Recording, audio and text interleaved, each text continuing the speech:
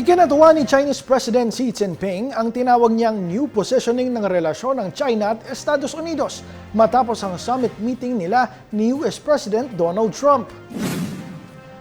Ayon kay Xi, nagkasundo sila na bumuo ng matatag at balanseng relasyon na tatagal hindi lang sa susunod na 3 taon, kundi sa mas mahabang panahon. Iginit ng China na kooperasyon ang magiging sentro ng kanilang koneksyon. Pero may controlled competition upang mapanatili ang kapayapaan.